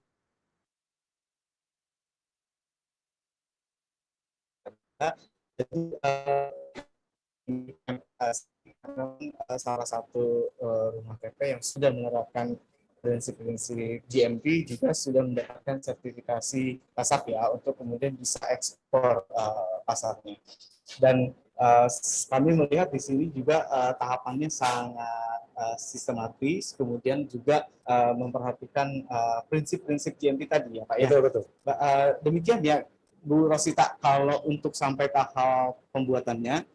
Nah, nanti untuk sesi pertanyaan, saya sebagai moderator di sini akan mengembalikan kembali kepada Bu Rosita untuk bisa memandu. Baik, terima kasih Mas Bubun. Pak Cecep. Terima kasih Bu Ros. Ya, ini ada gangguan sedikit ya selama tayangan tadi, selama live tadi, yaitu suara atau yang kurang jelas memang.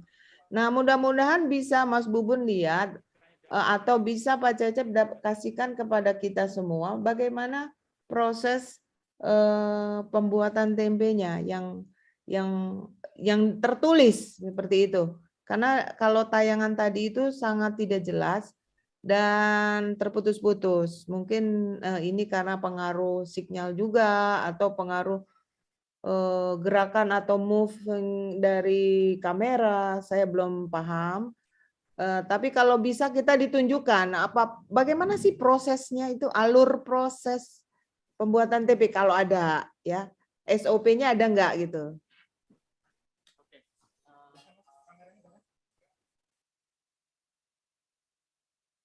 Dari awal sampai akhir pembuatan TP. Ada ya. Ada foto atau gambar yang bisa ditunjukkan? Oh, belum disiapkan. Belum disiapkan ya. Bu Rosita, mohon maaf karena belum disiapkan, jadi mungkin nanti Pak Cucup setelah ini akan melakukan penyampaian lagi di ruangan tertutup sehingga bisa lebih clear ya dari yang tadi dilihat di lapangan. Betul. Ya, dengan penjelasan ulang Pak Cucup, bisa ya? Ya, bisa. Silakan. Masih ada waktu kita.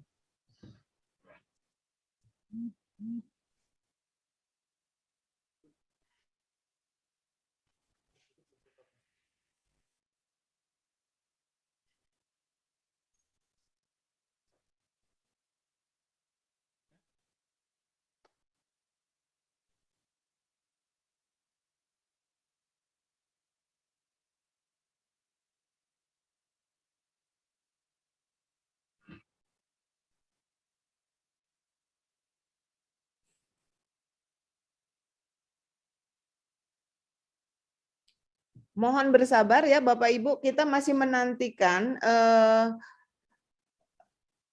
penyajian materi yang tadi kan penyajiannya secara live ya, dan kita banyak menerima komplain dari para peserta bahwa suara tidak terdengar, lalu bagaimana prosesnya itu berjalan dari satu tahap ke tahap lainnya tidak terlalu jelas, sehingga kita mungkin perlu panduan lain, yaitu manual ya, panduan manual dari Pak Cecep sendiri. Monggo Pak Cecep dan Mas Bubun kalau memang ada yang bisa disampaikan. Baik.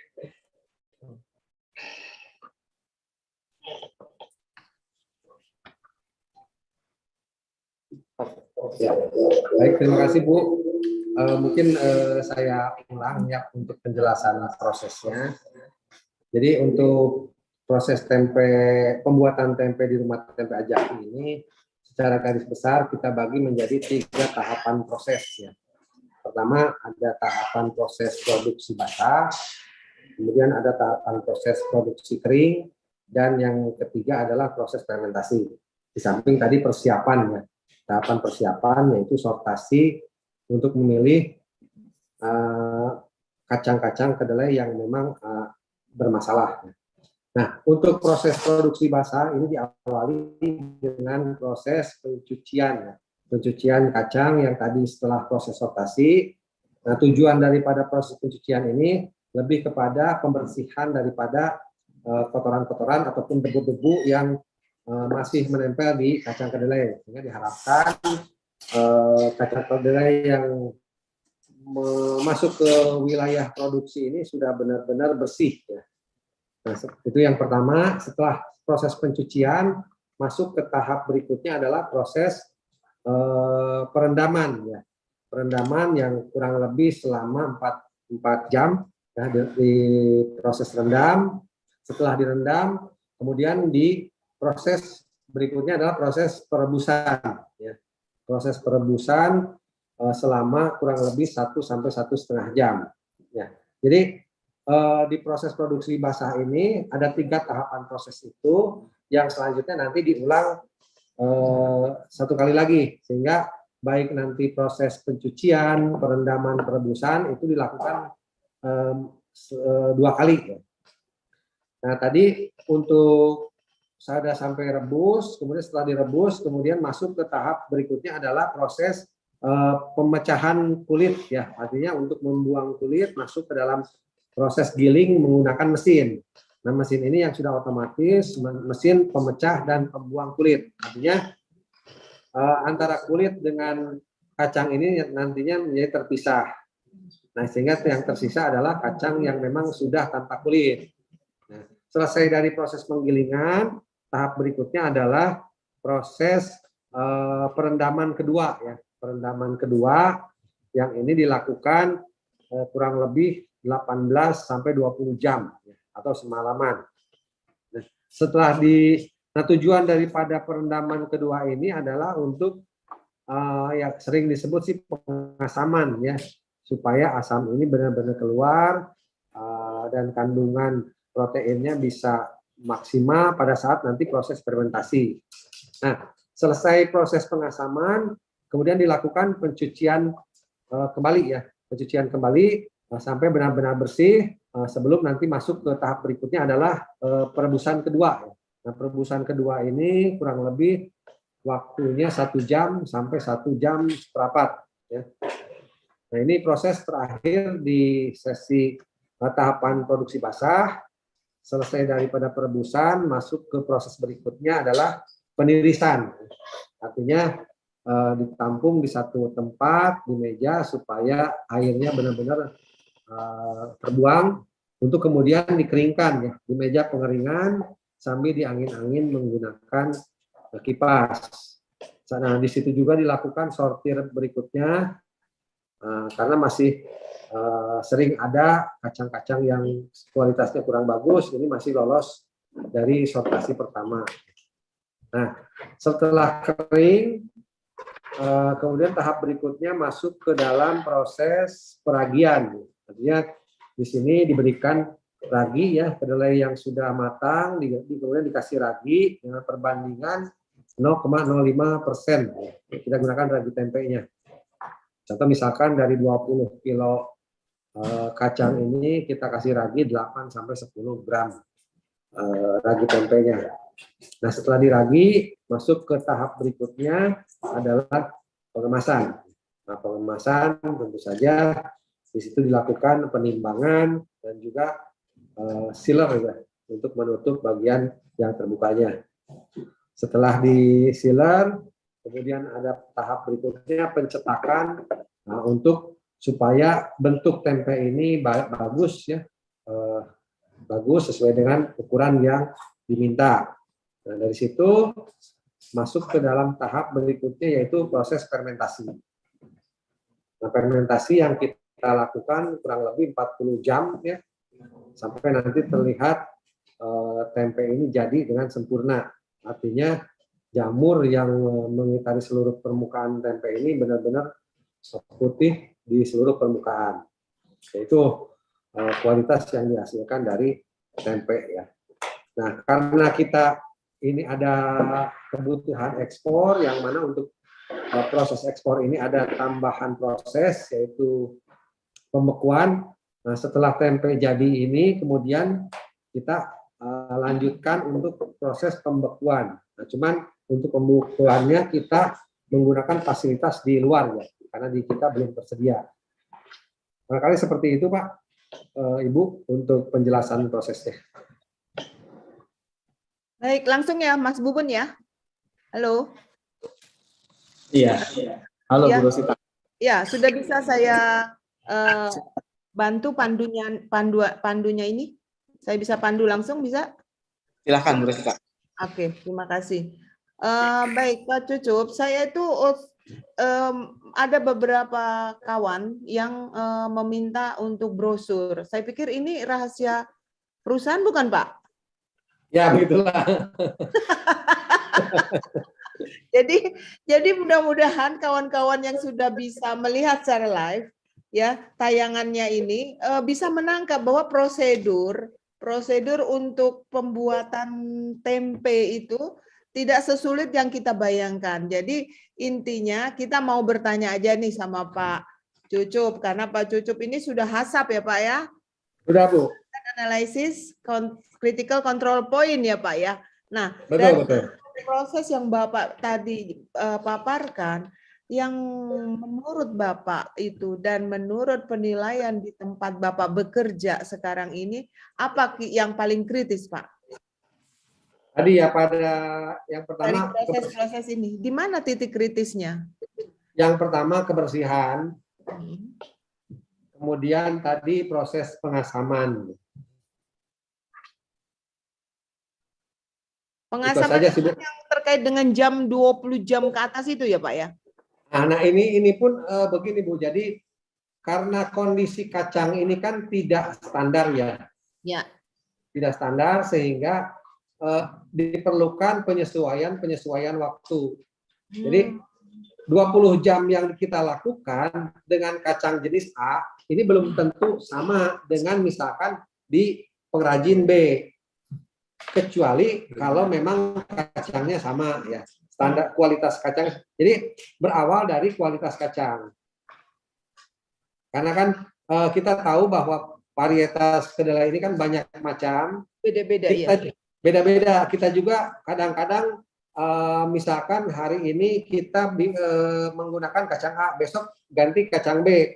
Ya. Kita praktekkan dengan SOP yang pertama untuk kacang A, pakai kacang B ternyata ada masalah juga. Baik. Jadi Tapi yang secara prinsipnya adalah di kebersihan ya, dan pengasaman di sini, Bu. Itu yang kritis ya. Ya, kritisnya situ. Kalau begitu Bapak punya standar tersendiri dong untuk mengukur pengasaman. Karena ini kan ada perbedaan. Ada. Ya, dan itu kita atau memang ada panduannya, Pak? Kita hasil dari riset. Artinya setiap jenis kacang kita ada catatan khususnya. Baik. Kalau begitu apa nggak lebih bagus, Pak, kalau kita itu memuat distribusi kacang kedelai berdasarkan varietas supaya mempermudah perajin tahu tempe, misalnya gerobogan, varietas Nah, gerobogan. itu. Nah, jangan dicampur lebih baik dengan itu. varietas Arjuna. Seperti itu, Pak. Gimana, Pak, menurut Bapak? Iya, betul. Karena akan beberapa SOP nantinya. Baik. Jadi memang yang dibutuhkan adalah kemurnian dari bahan baku ya, Pak ya? Ya. Satu varietas diharapkan dalam satu packing atau penjualan, satu batch ya. Begitu ya, Pak Betul. ya? Baik. Betul. Ya, kita udah bisa nangkap berarti masalah dari produsen ini sendiri bukan hanya pada kuantitas, tapi kualitas dari bahan baku juga sangat berpengaruh ya, Pak. Nah, makanya kalau kita ngikutin grupnya pengrajin ya, kadang hampir setiap hari ada yang mengeluh ini kenapa tempe nggak jadi, kenapa jamurnya atau cepat busuk gitu. Ya. Itu hampir tiap hari ada di grup, Bu. Baik. Meskipun pengrajin itu sudah berpengalaman, kita juga sering terjadi seperti itu. Kalau ring untuk pengasaman itu antara berapa sampai berapa, Pak? Kita patokannya jam sih. 20 jaman itu ya? Ya. Itu termasuk adalah median atau tengah-tengah ya, Pak ya? Ya, tengah-tengah. Tengah-tengahnya itu ya? Nah, 16 sampai 20. Di atas bisa di bawah gitu ya? Oke. 16 sampai 20, Bu. 16 sampai 20 jam ya? Ya. Jadi buat Bapak Ibu yang mendengarkan ini bahwa titik kritis daripada pembuatan tempe ini yaitu satu, kebersihan, hygiene dan sanitasinya. Yang kedua, pengasaman ya, bukan fermentasi tapi pengasaman ketika kedelai itu sudah dipecah dan dibuang kulitnya, maka dilakukan perendaman kedua, yaitu selama 20 jam atau 16 sampai 20 jam menurut Pak Cucup tadi, tergantung varietas kedelai yang digunakan.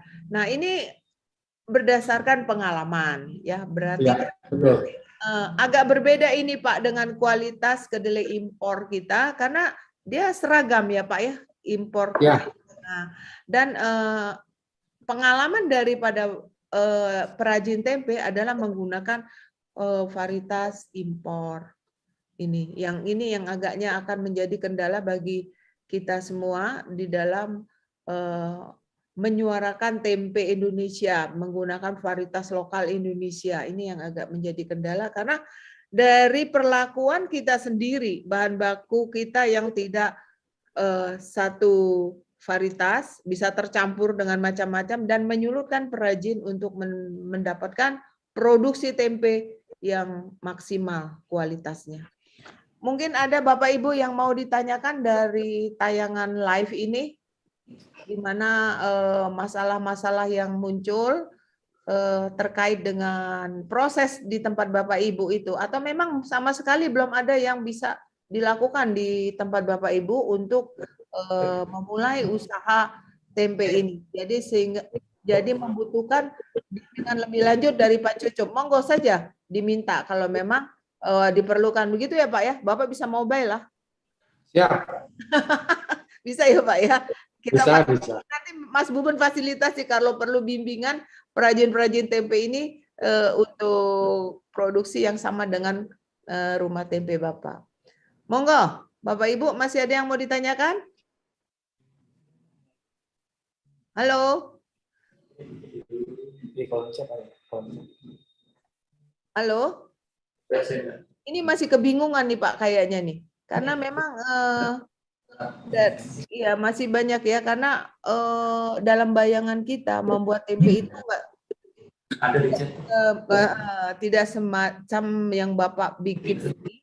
Nah, menggunakan produk rumah yang begitu bersih, lalu menggunakan kaidah-kaidah yang 18 aspek GMP yang sudah diterapkan, termasuk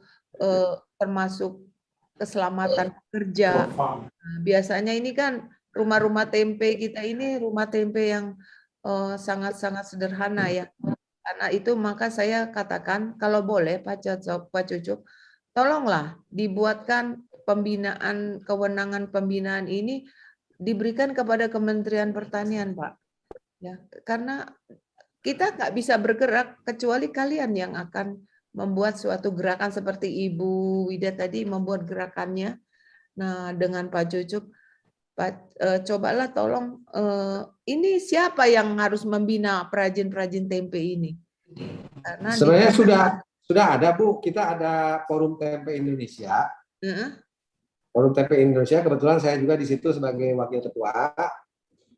Tinggal nanti kita kolaborasi saja, kita kerjasama membina. Dan sebenarnya pembinaan dari Forum Tempe ini sudah berjalan, Bu. Kita setiap minggu juga ada Zoom untuk pengrajin-pengrajin tempe. Dari mulai GMP dan lain sebagainya itu kita sampaikan. Tapi pembinaan pemerintahnya kepada siapa Bapak tujukan? Ke pengrajin kita. Dari forum ini. Ini kan langsung swasta ya. Jadi kan swasta. Ini Pak, di dalam PP nomor 17 tahun 1986 itu ternyata yang diberikan kewenangan pembinaan usaha pengolahan hanya ada 4 di Kementerian Pertanian. Yang pertama adalah penggilingan padi, penyosohan. Yang kedua, gula, pasir yang berasal dari tebu. Yang ketiga, teh hitam. Yang keempat, CPO. Nah, yang kita maksudkan ini tanpa adanya perubahan dari PP tersebut, Kementan tidak bisa bergerak apa-apa, Pak. Dan tetap akan kerdil terus. Meskipun Bapak-Bapak nanti kami bina, tetapi itu bukan kewenangan kami, itu menyalahi peraturan pemerintah. Nah, jadi mohon nanti Bapak-Bapak untuk perajin tempe ini bersama-sama menyuarakan suara bahwa kami ingin dibina oleh Kementan gitu loh.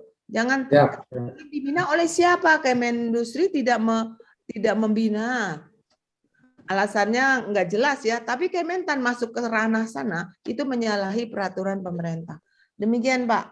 Jadi kalau sebatas hanya swasta ke swasta itu nggak masalah ya. Tapi kalau sudah menyangkut tadi misalnya HACCP ya, Hazard Analysis Critical Control Point itu yang perlu sentuhan dari pemerintah. Kita nggak bisa langsung memberikan fasilitasi untuk mendapatkan sertifikasi seperti itu, Pak. Demikian. Dan untuk tahu tempe ini rasanya belum diatur ya, Pak, IRT-nya ya? Belum. Nah, oleh karena itu Kemendustri tidak membina. Jadi kalian ini kelompok yatim piatu saya rasa. Padahal besar sekali Bu ya.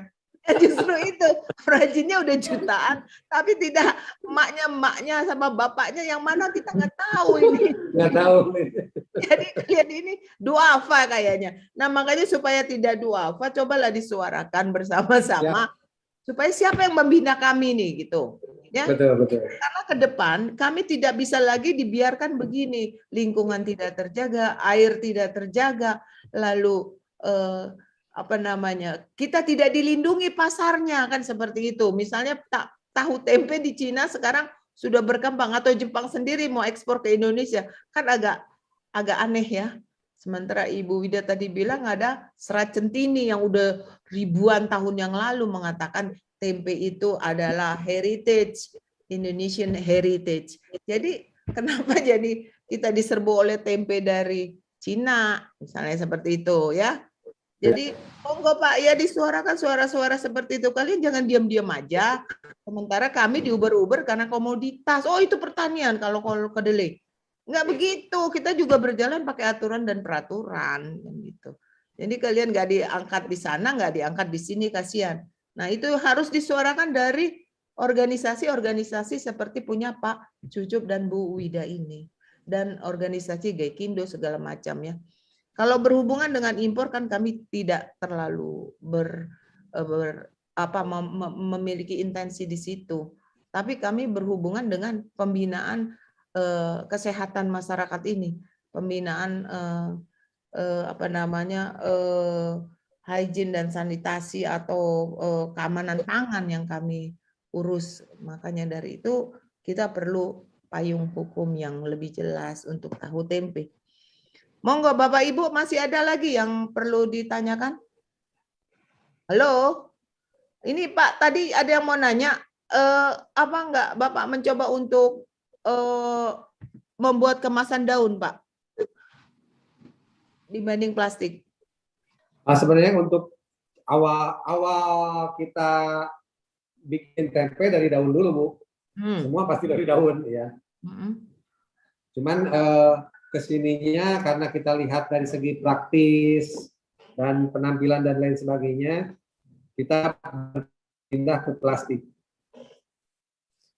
Sekarang pun kita ada produksi, daun ya penggunaan. karena ada ya, dan kita ada lagi permintaan untuk pakai daun ini. Jadi karena kita base-nya ke pasar Bu ya, kemarin kita full plastik, tapi sekarang kita ada lagi request dengan daun. Jadi kita pakai lagi daun. Apa mungkin juga Pak dikembangkan plastik yang seperti sosis ya Pak ya?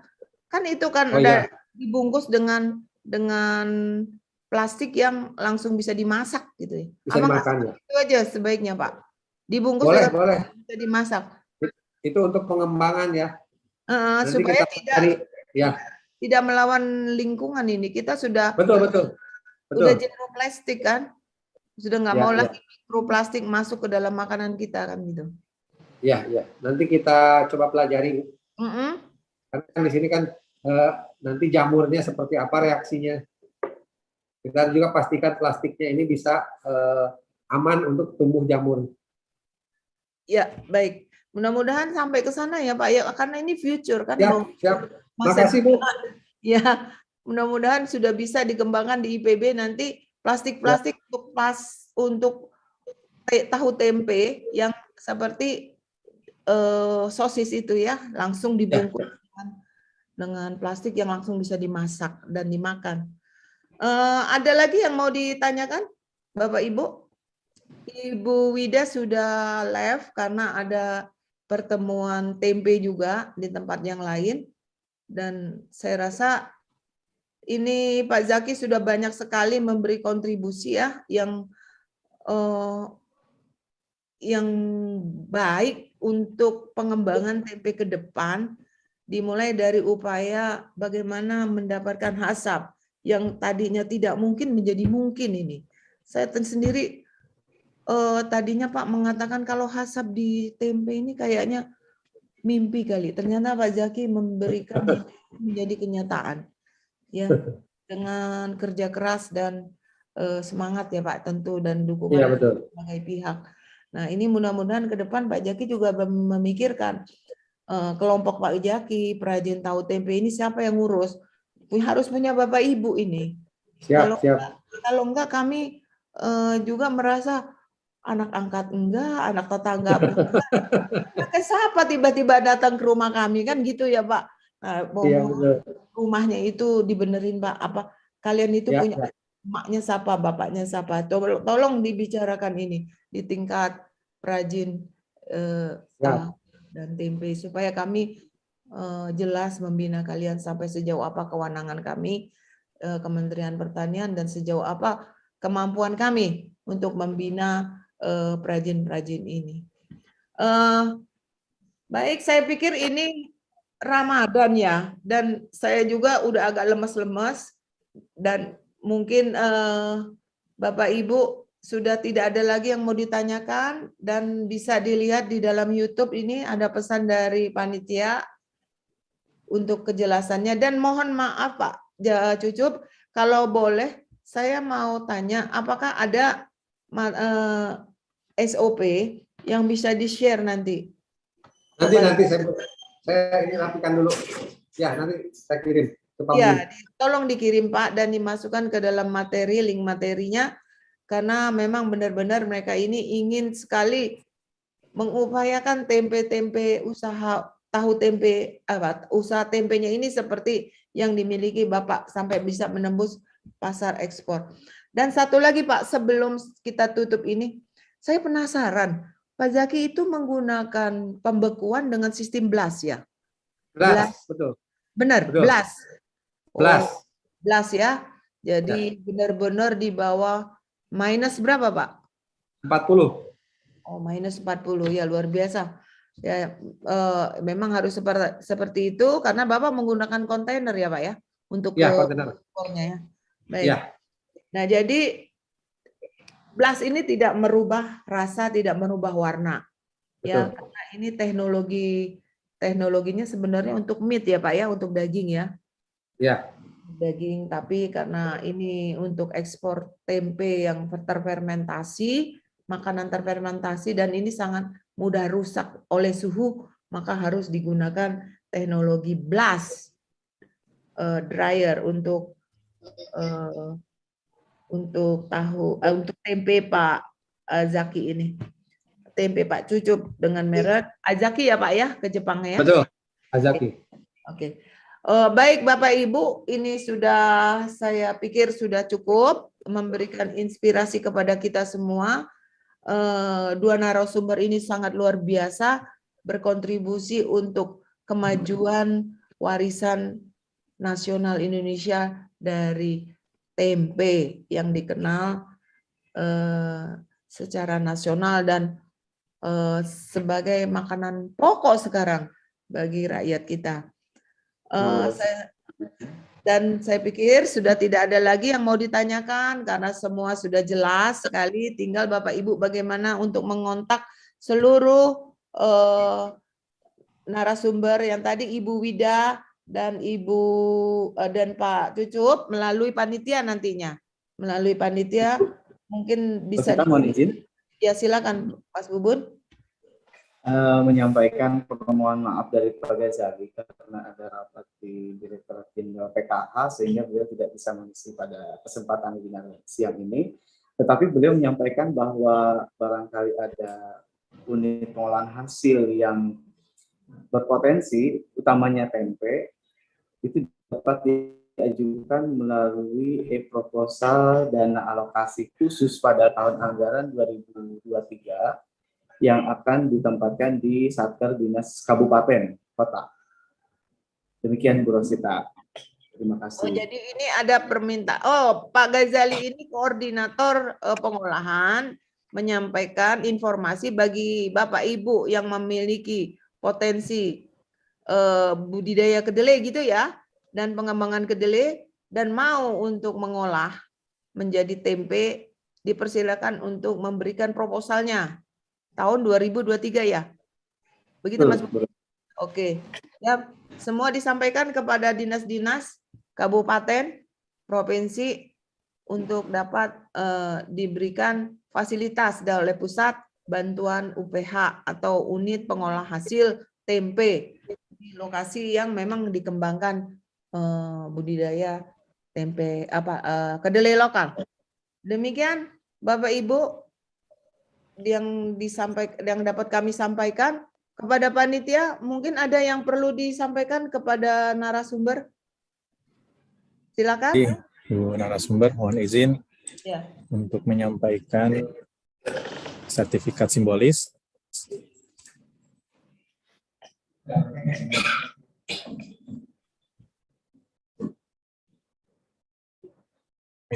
Sekaligus mengingatkan juga untuk tetap mengisi link presensi untuk mendapatkan sertifikat secara langsung via WA dari link yang diisi secara lengkap. Ini menginformasikan simbolis, jadi belum ada ID sertifikatnya. Juga mohon maaf jika ada kesalahan penulisan ataupun ucapan pada sertifikat simbolis ini. Baik, kami ucapkan terima kasih banyak kepada narasumber Ibu Insinyur Wida Winarno, MSI, Co-founder Indonesian Tempe Movement, sebagai narasumber pada tema live teknik pembuatan tempe industri rumah tangga hari ini 18 April 2022. Terima kasih kepada Ibu Wida. Selanjutnya, terima kasih banyak juga kepada Pak Cucup Ruhiyat, SE, owner Rumah Tempe Azaki Bogor. Terima kasih Pak Cucup. Selanjutnya kepada Pak Bubun Muhammad Hasbullah, STPMM, Subkoordinator Penerapan Teknologi Pengolahan, Direktorat PPHTP, sebagai moderator. Terima kasih banyak Pak Bubun. Juga kepada Ibu Insinyur Rosita Anggraini, MM, PMHP Ahli Media Direktorat PPHTP, sebagai moderator juga dari siang sampai sore ini. Terima kasih banyak semuanya para narasumber dan moderator. Dan juga pada para peserta yang ketinggalan tidak mengikuti episode sebelumnya, bisa dilihat di YouTube Propaktani. Terus dukung channel YouTube Propaktani, saksikan sajian menarik dan edukatif. Jangan lupa like dan subscribe. Terima kasih. Wassalamualaikum warahmatullahi wabarakatuh. Waalaikumsalam warahmatullahi wabarakatuh. Terima kasih Bu Rosita, terima kasih Bapak Ibu.